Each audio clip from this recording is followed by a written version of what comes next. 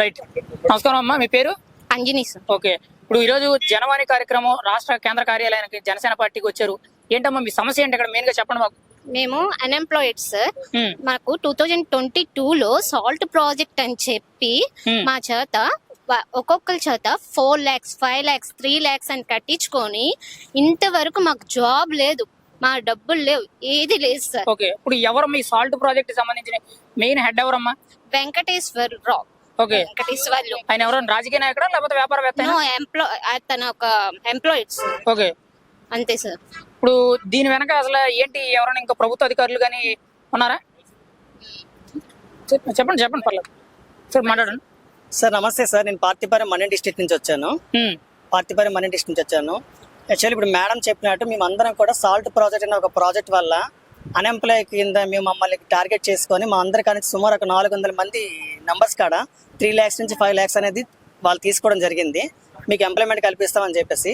ఈ ప్రాజెక్ట్ పేరు salt project. ఇది ఏంటంటే విజయవాడ మెయిన్ బ్రాంచ్ ఇది. బట్ ఏంటంటే అన్ని డిస్ట్రిక్ట్లో కూడా సబ్ బ్రాంచెస్ అనేది ఓపెన్ చేసేసి అక్కడ వెండర్ అనే ఒక పర్సన్ కాస్త పెట్టేసి ఆ వెండర్ నుంచి ఒక్కొక్క వెండర్ నుంచి ఒక 10 members చొప్పున జాబులు తీసుకోవడం జరుగుతుంది. మా అందరికి అపాయింట్మెంట్ లెటర్ అని చెప్పి అపాయింట్మెంట్ లెటర్లు ఇచ్చారు. దాంట్లో శాలరీ బేస్ అని చెప్పారు. ట్రైనింగ్స్ కూడా పెట్టారు. విజయవాడ ట్రైనింగ్స్ కూడా అటెండ్ అయ్యాము. తర్వాత జూమ్ క్లాసులు అన్నారు, అన్ని చేశారు సార్. ఓకే, ఎంత కట్టారమ్మా మనిషికి? 3 lakhs నుంచి 5 lakhs. ఒక్కొక్క 3 lakhs కట్టారు, 4 lakhs కట్టారు, 5 lakhs కట్టారు. అది ఎవరికి తెలియదు ఎవరైతే కట్టారు అనేది. ఇప్పుడు సుమారుగా ఎంతమంది కట్టారు, ఎంతమంది ఇంట్లో భాగస్వాములు అయ్యారు? దీంట్లో 400 numbers దాకా భాగస్వామ్యులమండి. అందరు 400 మంది దాకా భాగస్వాములు ఉన్నాము. దీంట్లో మెయిన్ ఈ రోజు నుంచి మేము వేరే వేరే రాష్ట్ర అంటే వేరే వేరే డిస్ట్రిక్ట్స్ నుంచి కలిపి ఇక్కడికి రావడం జరిగింది. ఇక్కడ ఏదైతే ఇప్పుడు జనవాణి అవుతుందో దీంట్లో మన ఉప ముఖ్యమంత్రి గారు పవన్ కళ్యాణ్ గారికి మా అర్జీ పెట్టుకుందాం, మా అందరి బాధ కూడా ఆయనకి అర్థమయ్యేలా చేసుకుందాం అని చెప్పి ఇక్కడ రావడం జరుగుతుంది సార్. దీంట్లో ఎవరు మెయిన్ పాత్ర పోషించారంటే ఇంతకు ముందు ఉన్న గవర్నమెంట్లో ఎవరైతే ఉన్నారో విద్యాశాఖ మంత్రి ఆదిమూలపు సురేష్ గారు ఎవరైతే ఉన్నారో ఆయన ఈ వెంకట అనే పర్సన్ తో ఈ ప్రాజెక్ట్ అనేది సాల్ట్ ప్రాజెక్ట్ అనేది కేంద్ర. మీరు అందరూ అనుకోవచ్చు సార్, ఏంటి వీళ్ళందరూ కూడా 4 లక్షలు కట్టేశారు, 5 లక్షలు కట్టేశారు, ఎలా కట్టేశారు మీరు ఎంప్లాయ్మెంట్ అని అడగచ్చు సార్ మీరు అందరూ. బట్ మీకు అర్థం రీజన్ ఏంటంటే ప్రతి పేపర్ కూడా స్టేట్మెంట్స్ పడ్డాయి. ఎలా పడ్డాయి? సాల్ట్ ప్రాజెక్ట్ అనే ఒక ప్రాజెక్ట్ ఉంది, దానికి జీవో కూడా ఉంది. వైసీపీలో ఎవరైతే మెయిన్ విద్యాశాఖ మంత్రిగా ఉన్నారో అప్పట్లో ఆదిమూలపు సురేష్ గారు ఆయన చేతుల మీదుగా పేపర్ స్టేట్మెంట్ కూడా వచ్చింది.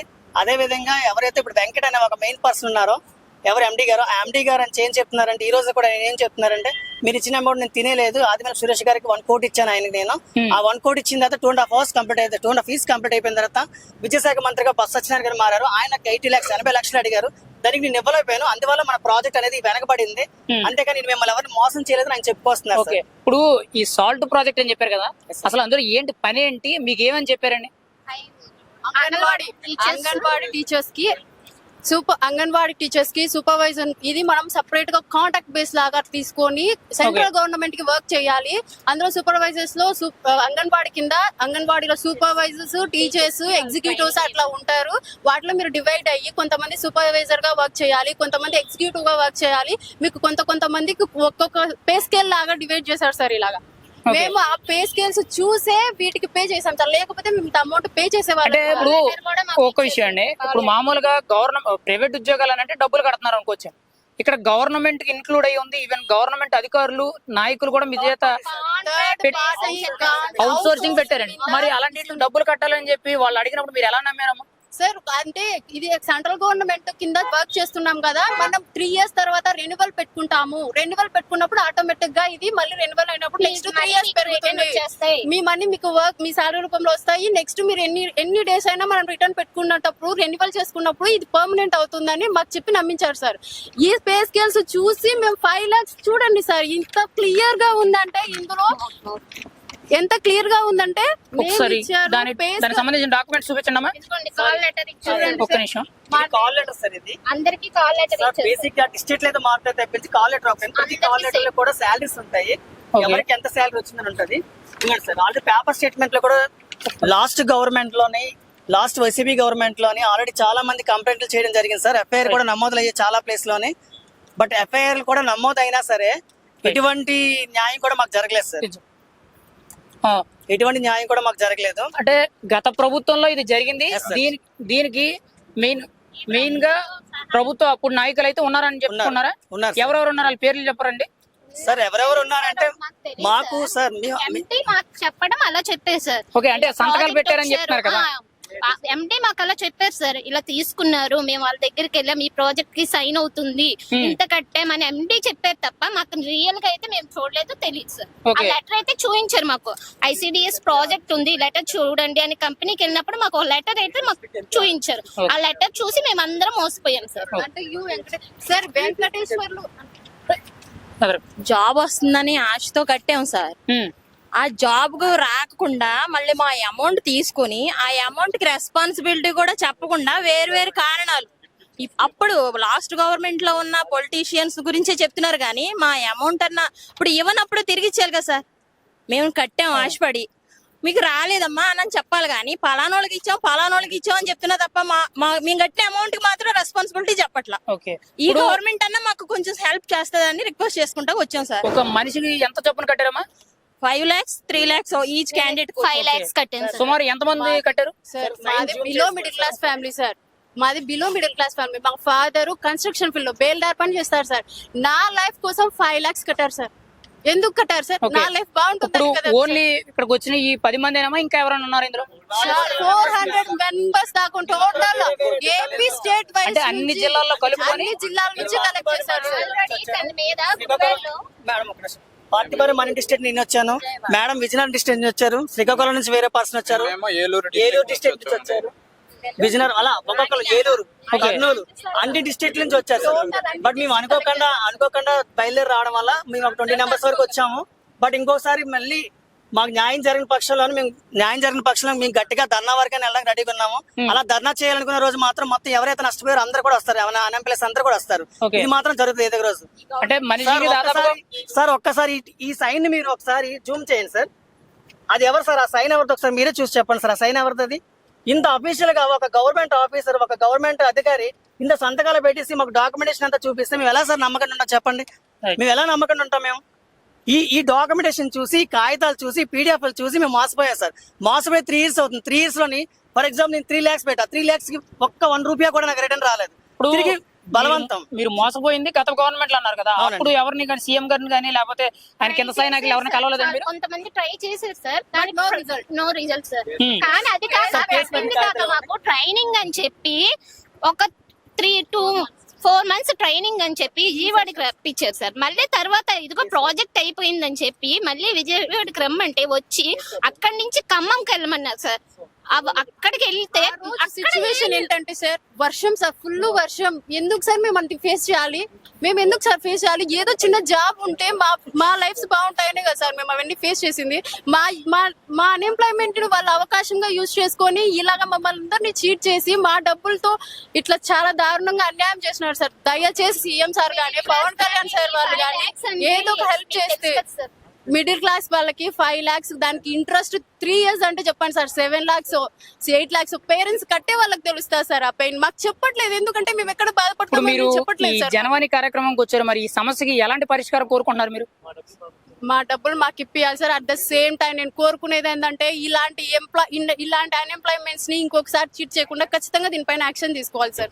ఒక్కసారి మాకన్నా సీఎం సార్ తో కానీ, పవన్ కళ్యాణ్ సార్ తో కానీ మాట్లాడే అవకాశం ఇప్పిస్తే మా ప్రాబ్లం మేము ఇంకా క్లియర్ గా ఎక్స్ప్లెయిన్ చేసుకుంటాం.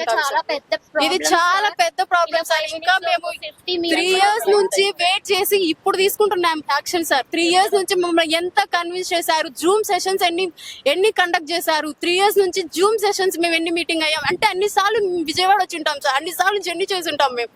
మాకు దీన్ని ఖచ్చితంగా మాకు ఏదో ఒక రిజల్ట్ అయితే చూపించాలి సార్ సీఎం సార్. సార్ ఇది గుడివాడ పిఎస్ లోని ఎఫ్ఐఆర్ నమోదు చేసిన కాగితాలు సార్. ఒకసారి బాగా చూడండి. దీంట్లోని మొత్తం డేటా అంతా కల్లా 213 మంది సార్. 213 213 మంది నెంబర్స్. వాళ్ళు ఎంత పే చేశారు, వాళ్ళ పేరేంటి, వాళ్ళ కాంటాక్ట్ నెంబర్ ఏంటి, ఇంకోండి సార్ వాళ్ళ పేరేంటి, వాళ్ళ కాంటాక్ట్ నెంబర్ ఏంటి అని చెప్పి గుడివాడ పిఎస్ లోని కంప్లైంట్ చేయడం జరిగింది సార్. ఈ కంప్లైంట్ చేసి కూడాను సుమారు చాలా మంత్స్ అవుతుంది, చాలా ఇయర్స్ అవుతుంది. బట్ ఎవరు కూడా ఇప్పటి వరకు ఎవ్వరు కూడా దీనికి పరిష్కారం మాకు చూపించలేదు సార్. ఒక స్టేషన్కి వెళ్ళి కంప్లైంట్, లాస్ట్ గవర్నమెంట్ లో ఏం జరిగిందంటే స్టేషన్కి వెళ్ళి కంప్లైంట్ చేసిన కంప్లైంట్ అంటే పట్టించుకున్న నాదులు లేదు సార్.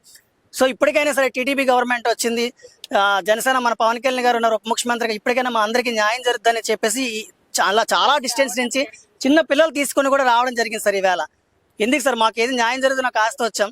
మీ మీడియా ప్రతినిధుల ద్వారా మీకు కోరుకుంది ఒకే ఒకటి కోరుకుంటున్నాం సార్.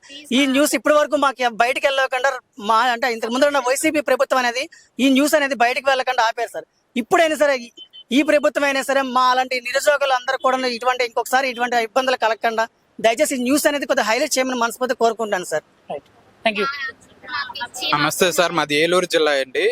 మేము ఎస్పీ ఆఫీసులోను కలెక్టర్ ఆఫీసులోను కూడా స్పందనలో పెట్టుకున్నాం సార్. అయినా కానీ మాకు ఎటువంటి రెస్పాన్స్ లభించలేదు ఎంత సార్. కట్టారండి మీరు? అండి ఎంత అమౌంట్ కట్టారండి? మేము వచ్చి 2 lakhs కట్టామండి. 2 lakhs కట్టారు. ఓకే. మాతో పాటు వాళ్ళు ఇంకా దగ్గర 200 members ఉన్నారు సార్. అందరూ ఇలాగే ఇక హోమ్ గార్డ్ జాబ్లు ఇప్పిస్తాం, కానిస్టేబుల్ జాబ్లు ఇప్పిస్తాం అని అలా కూడా కట్టించుకున్నారు సార్. 2 lakhs 5 lakhs ఎవరు వరకు. ఇప్పిస్తామన్నారండి మీ దగ్గర? మా ఆర్గనైజర్ పేరు తలసెల నరసింహ అండి. ఓకే. ఆయన ఏలూరేనండి. ఆయన్ని కూడా ఒకసారి ఎస్పీ ఆఫీస్ కి రప్పించారండి. అయినా కానీ ఆయన నుంచి ఎటువంటి మాకు రిటర్న్ అమౌంట్ పే చేయలేదు సార్.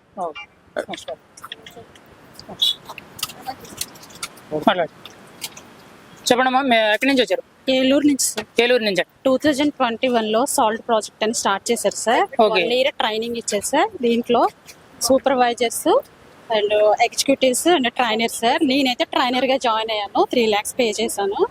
1 year ట్రైనింగ్ ఇచ్చిన తర్వాత ఇంకా ఏం రెస్పాండ్ అవ్వట్లేదు సార్.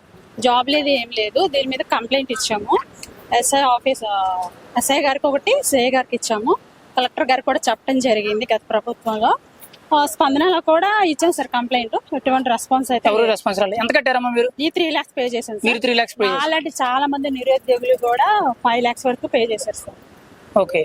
ఇంకొకరు మీరు మాట చెప్పండమ్మా, మీ పేరు? రమాదేవి సార్. ఎక్కడి నుంచి వచ్చారు? ఏలూరు నుంచి వచ్చాను. ఏలూరు. మీరు కూడా ఏంటి, మీరు ఎంత కట్టారమ్మా అసలు ఈ ప్రాజెక్ట్ మీద? 2 lakhs కట్టాం సార్. 2 lakhs. ట్రైనర్ అని చెప్పారు సార్. ఇదిగోండి సార్, ట్రైనర్ అని అపాయింట్మెంట్ లెటర్ ఇచ్చారు సార్ మాకు. ఇచ్చిన తర్వాత 3 months 4 months అలాగా ట్రైనింగ్ ఇచ్చారు సార్. అక్కడే మెంటల్ టార్చర్ పెట్టేవాళ్ళు సార్. అక్కడే ట్రైనింగ్ లో కూడా మమ్మల్ని జాబ్ ఇవ్వండి సార్, ఇంకెన్ని రోజులు, ఇంకా మీరు ఎన్ని నెలలు గడుపుతారని అడిగినా సరే మాకు ఇరెగ్యులర్ గా సమాధానం చెప్పడం, రెస్పెక్ట్ లేకుండా మాట్లాడటం చేసేవాళ్ళు.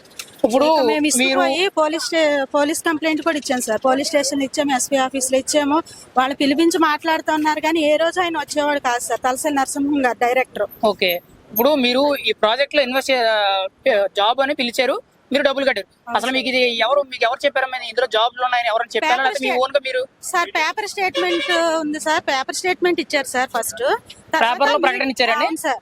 మీడియేటర్స్ కొంతమంది ఉన్నారు సార్. ఏ పేపర్ లో చూసారమ్మా మీరు?